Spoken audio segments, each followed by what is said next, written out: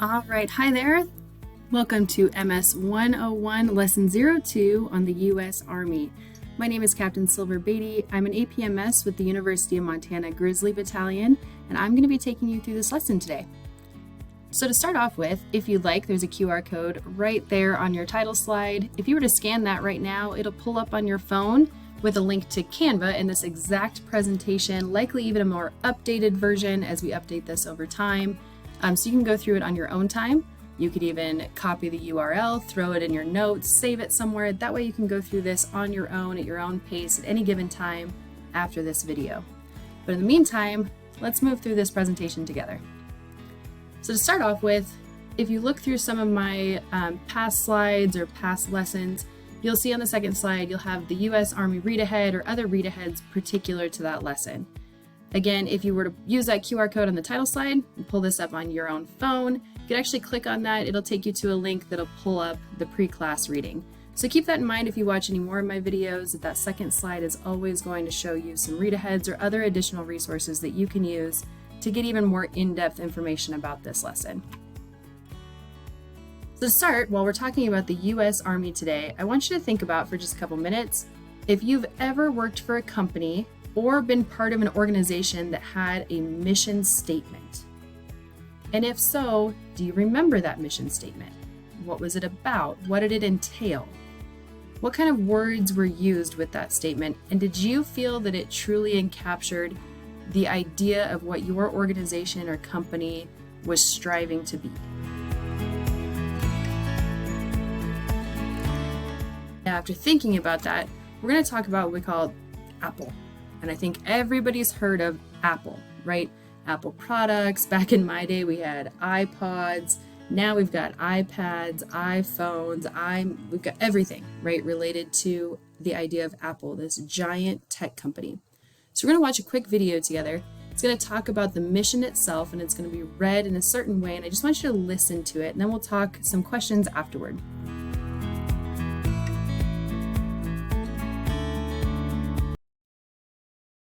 We didn't start Apple to simply put computers on the desks of computer-trained professionals to connect to IBM mainframes. What we wanted to do and what we want to do now is to build great personal computers and bring them to tens of millions of people. We're trying very, very hard to build the best computers in the world for you. What's really simple, we want to make the best computers in the world. You know, we're a company driven by making the best personal computers in the world. Our goal is to make the best personal computers in the world. What drives us is wanting to make the best personal computers in the world. 30 years making the best personal computers in the world. And we think we make the best notebooks in the world. We think we make the best desktops in the world. We think we have the best notebooks in the business. And we think we have the best desktops in the business. The best. All right, so in that short clip, you would have seen quite a few different clips over time of the late Steve Jobs, formerly kind of the head and spokesperson, main person related to the company of Apple, right? So in listening to that, what did you get out of this? What was the mission of Apple? And if you were listening close, you probably heard to make the best computers in the world. And then over time, that became best notebooks. Now it's best phones, best music listening devices, just kind of moved through, right? But it's the best of the best globally in the entire world. Now, in starting to move into the Army side of things, what do you believe the mission of any Army should be? Should it be to be the best defensive organization in the world? Should it be the best offensive organization in the world? And depending on how you answered that, how do you think the mission of Apple might align with the mission of the Army? Now keep those thoughts in mind as we kind of move through and we discuss what the mission and overall idea of the U.S. Army really is.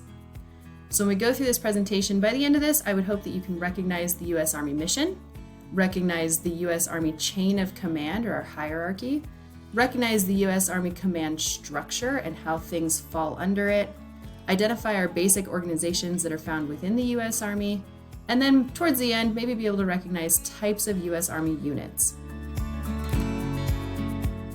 So, what is the purpose of the Army? Well, according to that Section 7062 of Title 10 U.S. Code, which went into effect November 17th of 2019, it is, and I quote, to preserve the peace and security and provide for the defense of the United States, the Commonwealths and possessions, and any areas occupied by the United States.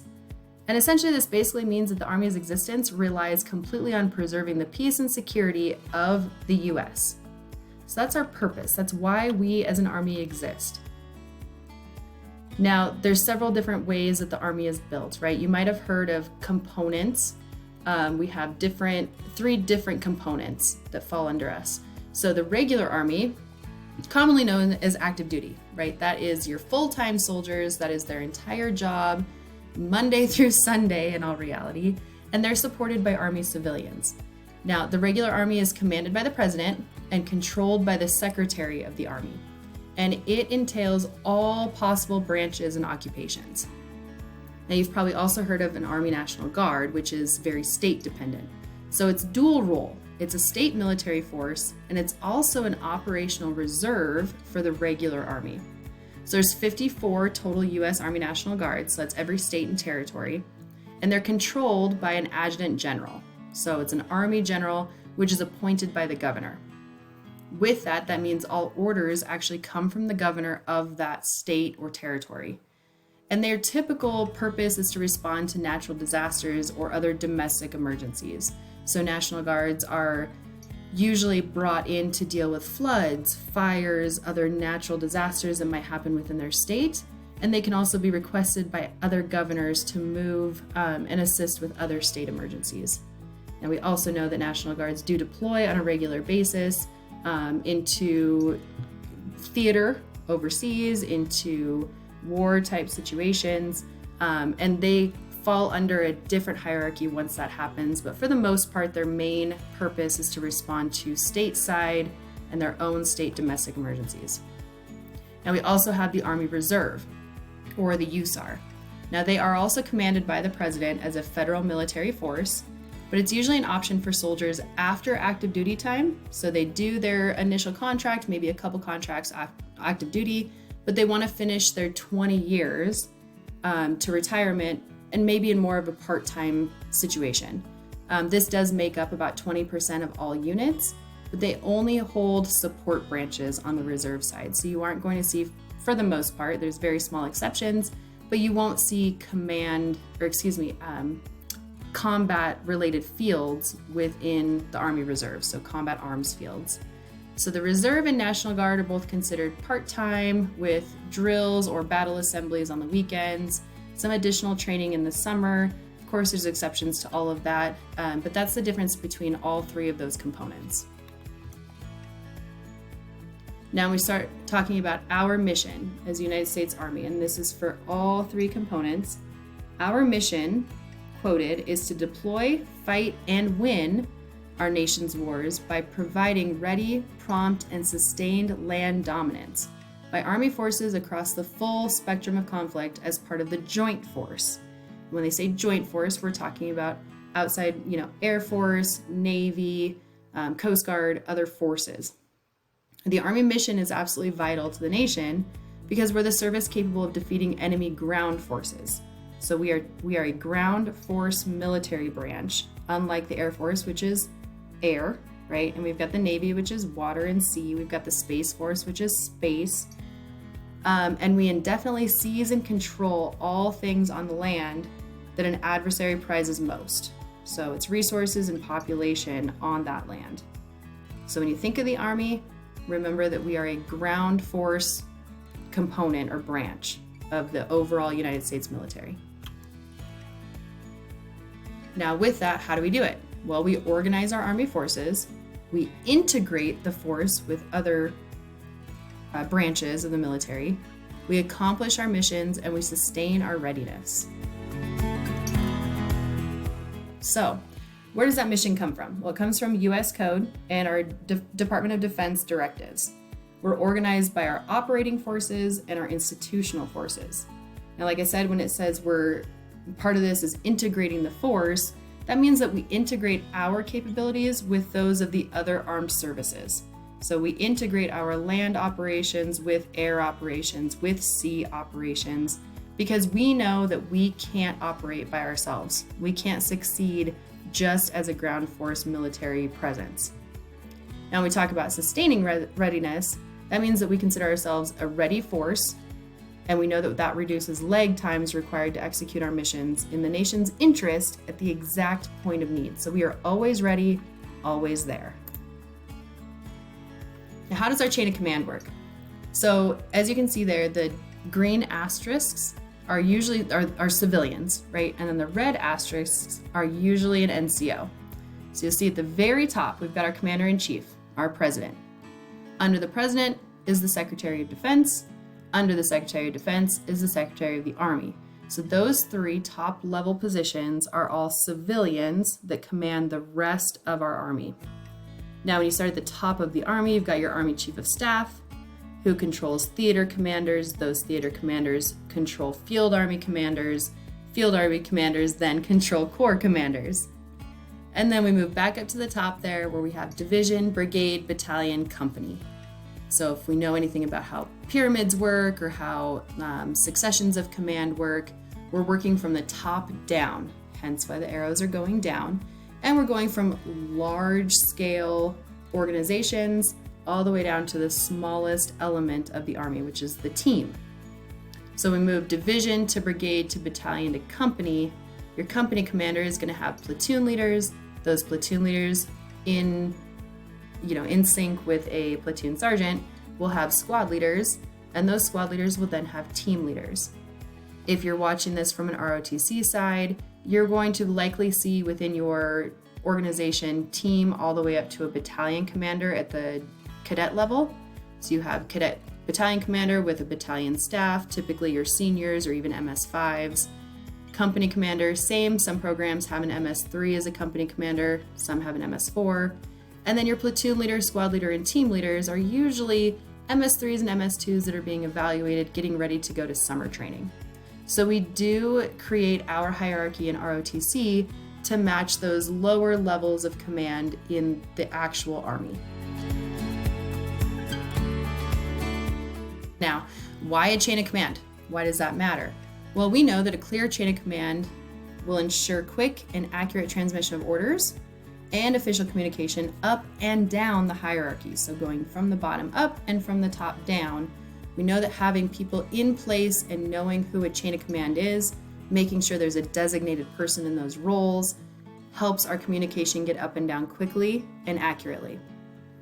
Now, commanders then delegate their authority and responsibility to their subordinates, but they do retain the overall responsibility for their commands, their organization's actions. So we always say that you as a commander or the leader of a certain element, you are responsible for everything that your group does and everything that your group fails to do.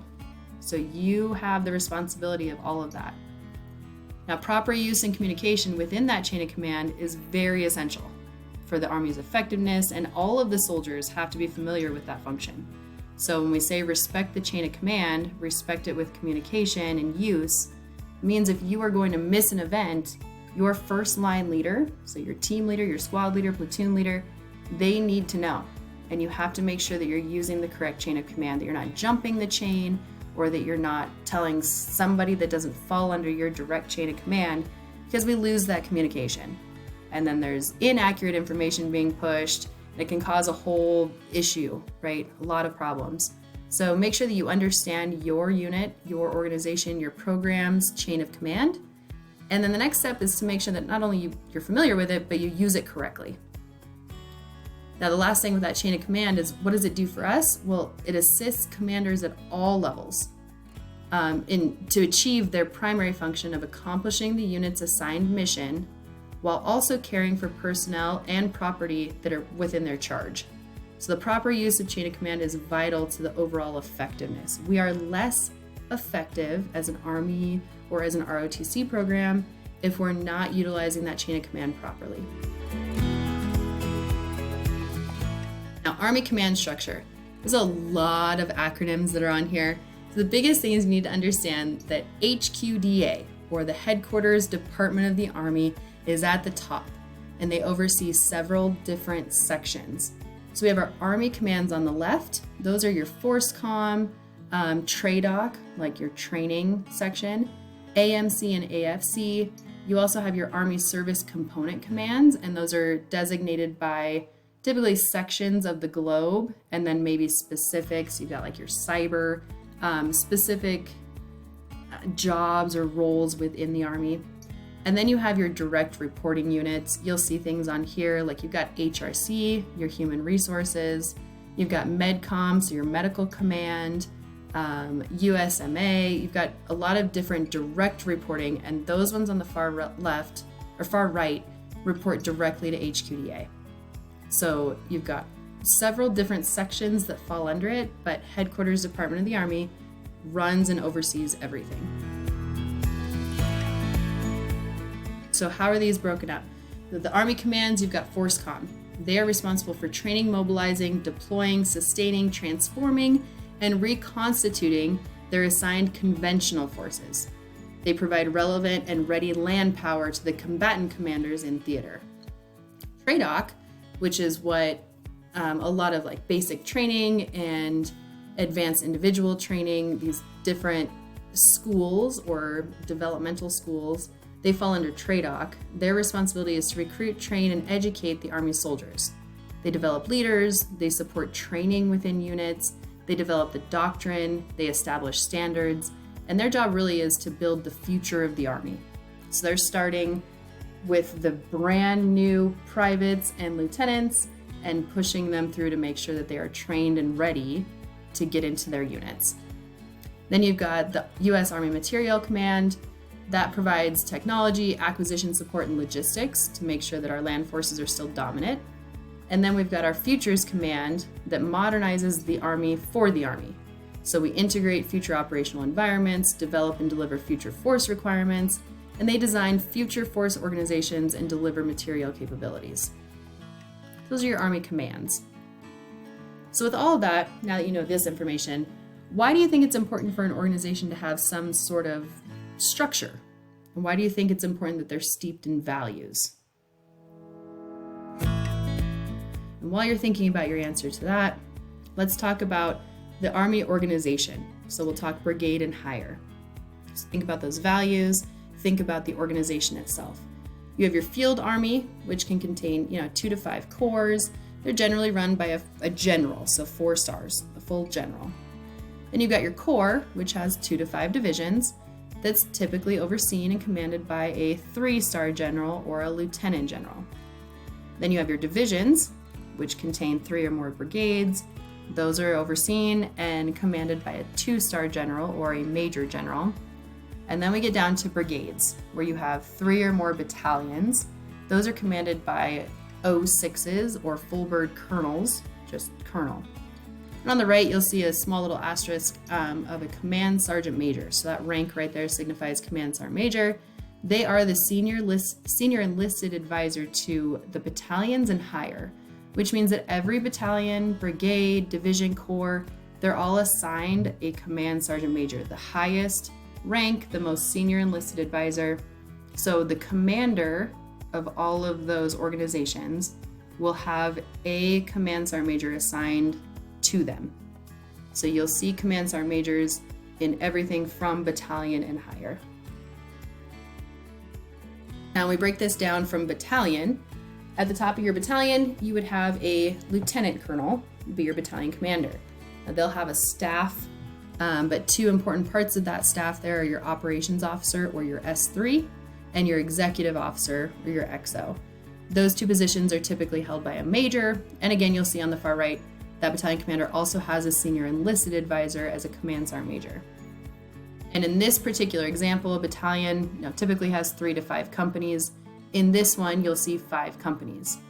Now, each of those companies are commanded by a captain, and they are the company commander, who also has an XO or an executive officer that's typically a lieutenant. And then you have a first sergeant assigned to that company commander, as well as that senior enlisted advisor to a company level unit. Now, the company commander will also delegate responsibilities to their platoon leaders, which are those gold bars. So you have your platoon leaders who again have an NCO counterpart as a platoon sergeant. And you'll see under that, then they have, 3 to 4 squad leaders, and those are all held by the rank of staff sergeant. So this particular one right here, if you want to take a picture or a screenshot, this is what, an ideal or typical battalion is broken down to. We're going to go even a little bit deeper into the smallest levels here in just a moment, but keep in mind that not all battalions are structured this exact way. This is just kind of to give you the idea concept of what it typically would look like. Now let's go to the company level. As I said, you've got a captain typically holding a company commander position with a first sergeant NCO counterpart and an executive officer that oversees things like maintenance, training plans, etc.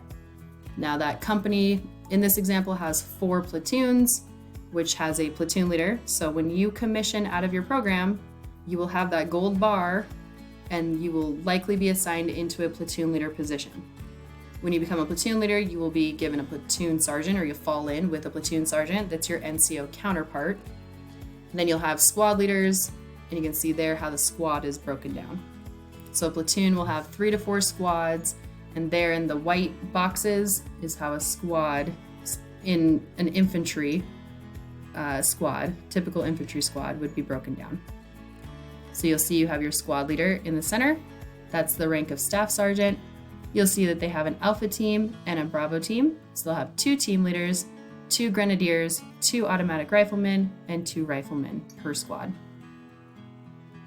So again, this is just the typical Army organization of a company, not necessarily exactly how every company does it. When we come into our platoon here, you can see we have the platoon leader and platoon sergeant there at the top. They have the most responsibility, the authority, the overall kind of command of this platoon, which will have 3 to 4 squads, so 30 to 40 people. And then you have your 4 different squads, again broken down, alpha team into bravo team. And coming down just a little bit further, we're going to take this into the squad on the bottom is built down into 2 fire teams. Now, in this example, we are using the typical infantry fire team. So this is the standard infantry, just because that's the base foundation of how other branches, other MOSs, jobs, types of companies work their things out. So here on the bottom, you have your squad, again, staff sergeant, with 2 teams. And when you blow that team up a little bit closer there, you'll see your fire team is run by a team leader, which there on the left is the rank insignia of a sergeant.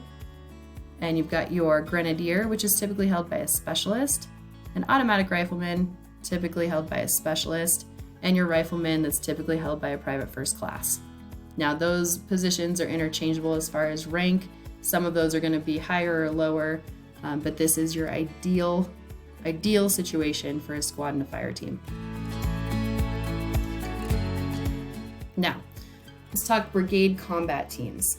So a Brigade Combat Team is a large unit that's capable of either independent or semi-independent operations, typically composed of 3 to 6 battalions.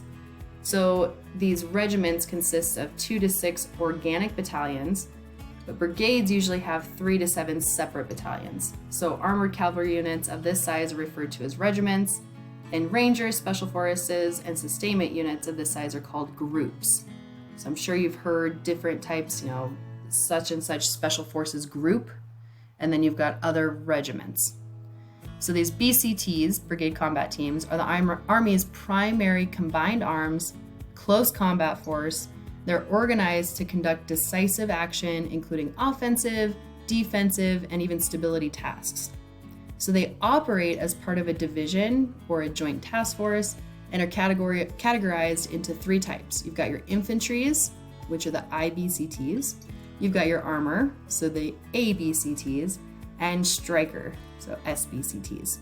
Now, I don't expect you to memorize any of this. If you go infantry or if you work with BCTs in the future, you'll get a much better example and understanding of how these work, but these are important to know just broadly.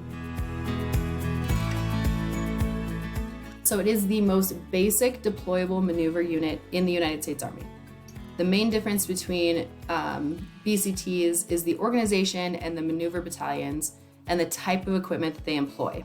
So there are the 3 battalions per BCT. We've got your ABCTs, SBTCs, and infantry ones. You can see there on the slide how they're broken down, but each one has a cavalry squadron, fires battalion, brigade engineer battalion, and a brigade support battalion. So that's why they say that they are the basic deployable. They can operate independently because they have so many additional support jobs that fall underneath them. The armored BCTs use a combination of Abrams tanks, Bradleys, and high multi-purpose wheeled vehicles. So those are your Humvees, your basic trucks. Strikers employ with the reconnaissance variant of the Strikers, and infantry BCTs use their Humvees and dismounted troops. So the difference between these is really the vehicles and equipment that they have. Now, if you look at this, you can see where our active brigade combat teams are located within the United States. We have a few that are also located there. You'll see on the right in Italy. We've got Germany there. You've also got Korea on the far left. You've got Alaska, part of the United States, but Alaska there on the top left. And then you've also got Hawaii on the bottom left. And you are not expected to memorize any of these divisions, names, numbers, where they're located. This just tells you that we have a lot and they are dispersed well around the United States and into other countries. I'm just going to move through these so you can see the changes and what each of these sections or areas have. If you use the legends there, you can see what exactly is located where as well. And then one more, you'll see some stuff move down in there into Texas. You've got military intelligence brigades, signal brigades, ordnance groups, military police brigades. That's really showing you how the different jobs, the different what we call the MOSs, so the jobs that enlisted folks have, branches that officers have, where their big organizations can be located around the world. Now, when we talk about types of units, these are patches, right? So these are insignias, but we see these patches on people. If you see it on their left shoulder, it's the unit that they're in. When we're talking about like our OCPs, right, our field uniforms. If it's on their right shoulder, it can show that that's the unit or division or particular organization that they've deployed with in the past in a combat deployment.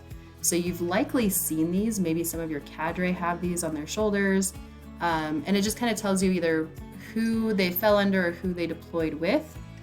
So it gives you an idea. So again, you're not expected to memorize these right now, but it gives you an idea that these are very large groups, that your cadre, I would start looking there if you have green to gold people in your program, or even if you have prior service, take a look and see if they've maybe deployed with one of these larger units.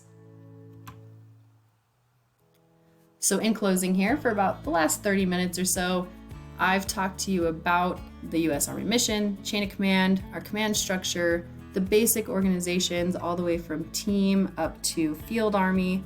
And then at the end here, we've talked about recognizing some types of U.S. Army units.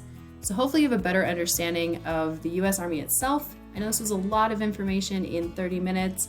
If you have additional questions, I encourage you to go talk to your own cadre, use that pre-reading that was located on the second slide, get some more information, but this should give you a pretty broad understanding of how the Army is structured, why chain of command is important, why we have the mission that we do, and where you can find different organizations. So again, if you have questions, I would say reach out initially to your own advisor or instructor. Maybe find a high-speed MS3 or MS4 that can answer your questions. And if anything, do some of your own research, get your information, and I hope that you are a better leader today than you were when you started.